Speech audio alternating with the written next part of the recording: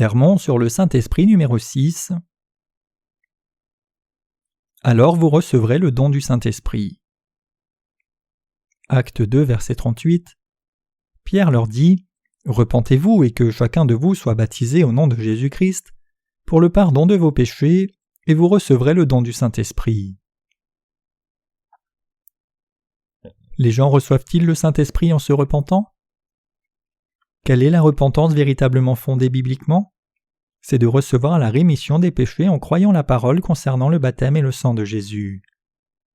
Personne ne peut recevoir la rémission des péchés et devenir pur devant Dieu par des prières ferventes de repentance. De plus, il pourrait encore moins recevoir le Saint-Esprit de cette manière.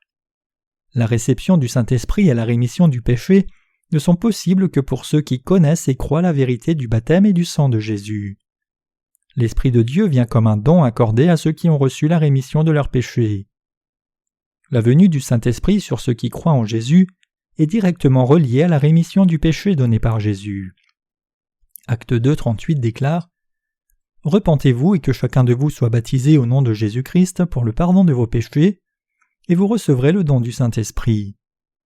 Ce don est accordé à vous, vos enfants et tous ceux qui sont au loin, en aussi grand nombre que le Seigneur notre Dieu les appellera.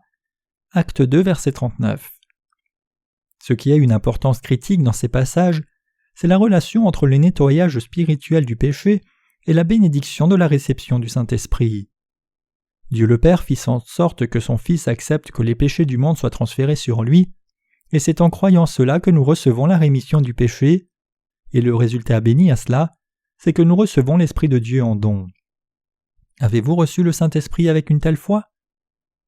Au jour de la première Pentecôte, l'apôtre Pierre prêcha aux gens assemblés autour de lui en leur disant que le Seigneur Jésus ressuscité était le sauveur de chacun d'eux. Prêtez attention au fait qu'ils étaient des Juifs qui connaissaient très bien le système sacrificiel de l'Ancien Testament. Et la plupart d'entre eux avaient pu voir la crucifixion de Jésus 2 mois avant. Par conséquent, ils pouvaient facilement avoir foi dans l'évangile de l'eau et de l'esprit lorsqu'ils ont été éclairés par le bref sermon que Pierre leur a prêché. Après avoir entendu son enseignement, ils se sont repentis et ont confessé Jésus comme leur sauveur. Ils croyaient tous au baptême de Jésus à sa mort sur la croix, ont été lavés de tous leurs péchés et ont reçu le Saint-Esprit. Puis Pierre a baptisé ceux qui ont cru. De plus, à partir de ce moment, en ce qui concerne le Saint-Esprit, le commandement d'attendre pour recevoir celui-ci ne sera plus jamais répété à ceux qui ont reçu la rémission du péché. Après le jour de la Pentecôte, recevoir le Saint-Esprit était le résultat de la foi en Jésus, sans qu'il y ait une quelconque attente. Plutôt, lorsque les gens croyaient au baptême de Jésus et au sang versé sur la croix comme la rémission de leurs péchés, ils recevaient alors le Saint-Esprit au moment même où ils croyaient. Le passage d'aujourd'hui soutient clairement que posséder la foi qui croit au baptême de Jésus et au sang versé à la croix est la condition pour recevoir le Saint-Esprit après les événements du jour de la Pentecôte. En confirmant de nouveau la simple vérité que la rémission du péché a été accomplie par le baptême de Jésus, Pierre en a conclu que le Saint-Esprit était accordé en don à quiconque croyait cette parole de l'évangile de l'eau et de l'esprit en disant : Car la promesse est pour vous, pour vos enfants et pour tous ceux qui sont au loin, en aussi grand nombre que le Seigneur notre Dieu les appellera. Acte 2, verset 39. Nous ne devons pas rater le point principal que puisque le Saint-Esprit fut d'abord mentionné en Acte 1, le baptême que Jésus a reçu est le baptême qui pardonne tous les péchés du monde. La seule condition de cette promesse dans la Bible, c'est de croire au baptême que Jésus-Christ a reçu, au sang versé sur la croix, et la résurrection. C'est à ceux qui croient cela que Dieu a accordé de recevoir l'Esprit Saint. La relation entre la foi au baptême de Jésus et le don du Saint-Esprit par Dieu est telle que le Saint-Esprit n'est accordé qu'à ceux qui ont été lavés de leurs péchés en croyant au baptême et au sang de Jésus. Nous devons croire cette vérité.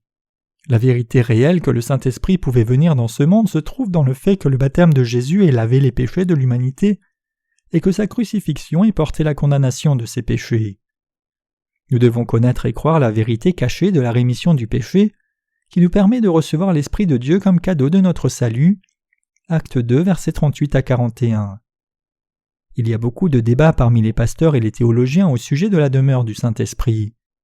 Toutes sortes d'affirmations différentes sont faites sur la manière dont les chrétiens peuvent recevoir le Saint-Esprit. Mais ce que nous devons rappeler ici, c'est que dans la Bible il est écrit que lorsque les gens croient dans l'évangile de l'eau et du sang de Jésus et dans l'Esprit, ils reçoivent la rémission de leurs péchés, ils reçoivent simultanément le Saint-Esprit en cadeau. En résumé, le Saint-Esprit vient infailliblement sur les saints dont les péchés ont été pardonnés. Pour que les gens puissent recevoir l'Esprit Saint donné par Dieu, ils doivent se repentir à la manière biblique. La véritable repentance consiste en ce que les gens se détournent de leur rejet de l'amour inconditionnel que Dieu a pour eux. C'est en d'autres termes, rejeter toute chose qui se tenait en travers et contre le véritable Évangile, et croire dans l'Évangile de l'eau et de l'Esprit dans notre cœur. C'est uniquement alors que nous pouvons recevoir le Saint-Esprit en don. La repentance par laquelle nous pouvons recevoir le Saint-Esprit consiste pour nous à se détourner de l'incrédulité pour croire en l'Évangile qui nous permet de recevoir le Saint-Esprit. Tous et chacun errent dans leur propre voie et se sont rebellés contre Dieu. Ils adorent tous des créatures comme étant leur Dieu. Lorsque Jésus-Christ, en dépit de cela, les sauva de leurs péchés par l'eau et le sang, plutôt que de croire en lui, ils se sont opposés à l'Évangile qui leur aurait permis de recevoir le Saint-Esprit. Ainsi, pour la plupart des chrétiens, la véritable repentance devant Dieu signifie aussi qu'ils doivent revenir au véritable Évangile qui leur permet de naître de nouveau d'eau et d'esprit, et se détourner de cette foi qui ne croit qu'au sang de la croix. Voilà la vraie repentance dont la Bible parle. La Bible nous dit « Repentez-vous donc et convertissez-vous, pour que vos péchés soient effacés afin que des temps de rafraîchissement viennent de la part du Seigneur. » Acte 3, versets 19 à 20. Ainsi, la voie pour le rafraîchissement de l'esprit des gens est de croire que Jésus leur a donné la rémission de leurs péchés à travers le baptême par lequel il, Jésus, accepta les iniquités des pécheurs et le sang qu'il versa à la croix. Pour recevoir le Saint-Esprit, tous nos péchés doivent avoir été transférés sur Jésus en croyant en lui, car nous devons n'avoir aucun péché. Et dans nos cœurs, nous devons croire la parole qui déclare que Jésus nous a donné le salut en prenant nos péchés sur lui, en mourant à la croix, et qu'il a ainsi porté comme substitut toute la condamnation à notre place. Cette foi, c'est la vraie foi de la repentance véritable. L'Esprit Saint est la troisième personne de la Trinité divine. Le Fils, le Père et l'Esprit Saint sont un seul Dieu pour nous qui croyons en Jésus. Même si chacun est une personne différente, ils sont néanmoins un même Dieu pour nous qui croyons en Jésus. Puisque le Dieu trinitaire est le seul et même Dieu pour nous, chacun des membres de la Trinité planifièrent ensemble de nous sauver des péchés du monde. Et chacun d'eux œuvra selon les ministères qui leur étaient assignés. Ainsi, l'Esprit Saint rendit témoignage à la vérité que Jésus-Christ avait pris sur lui tous les péchés du monde et qu'il avait été condamné en substitut à notre place. Acte 2, verset 38 nous dit que ceux qui ont reçu la rémission du péché doivent recevoir le don du Saint-Esprit. Ayant planifié d'effacer les péchés du monde, Dieu le Père a envoyé son Fils sur cette terre. En étant baptisé pour sauver les pécheurs, Jésus, le Fils de Dieu, nous a donné l'Évangile qui a fait disparaître les péchés du monde. Et maintenant, à ceux qui croient, il rend possible la demeure de Dieu le Saint-Esprit dans leur cœur. Ceux qui ont reçu le don du Saint-Esprit sont ceux qui ont été sauvés de tous les péchés du monde. Ces personnes sont les enfants de Dieu. Ce sont ceux qui possèdent le Saint-Esprit. Ainsi, pour recevoir l'Esprit Saint, quelqu'un doit d'abord se détourner de son propre entêtement qui le maintenait contre la vérité. Et deuxièmement, il doit absolument croire au baptême et au sang de Jésus comme constituant son propre salut. Pourquoi la Bible traite-t-elle avec autant d'importance du baptême de Jésus ? Parce que le baptême que Jésus a reçu était absolument nécessaire pour effacer nos péchés.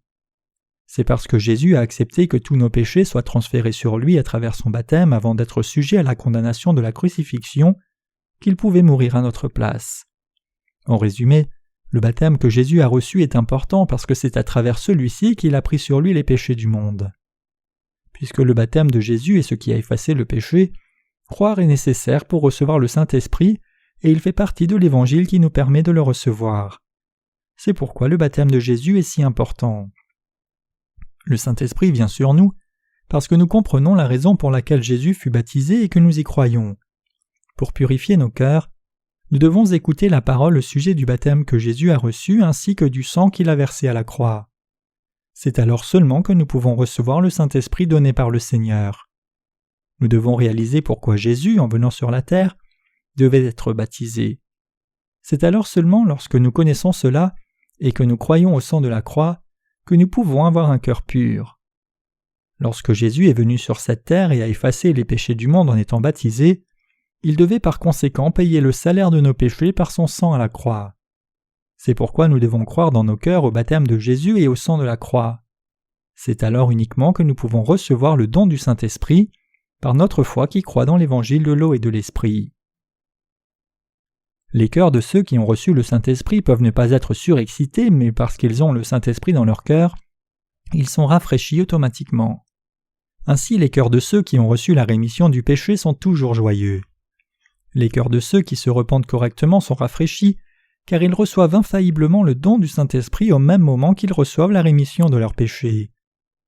Et ceux qui sont nés de nouveau reçoivent le baptême sans hésitation, comme étant la marque de leur foi au fait que Jésus les a sauvés de tout le péché à travers la parole de l'eau et du sang. La Bible nous dit que les gens qui entendirent parler de Jésus vécurent le type de repentance qui leur permit de devenir sans péché. Êtes-vous passé par cette repentance, celle qui vous permet de recevoir la rémission de vos péchés et le Saint-Esprit ?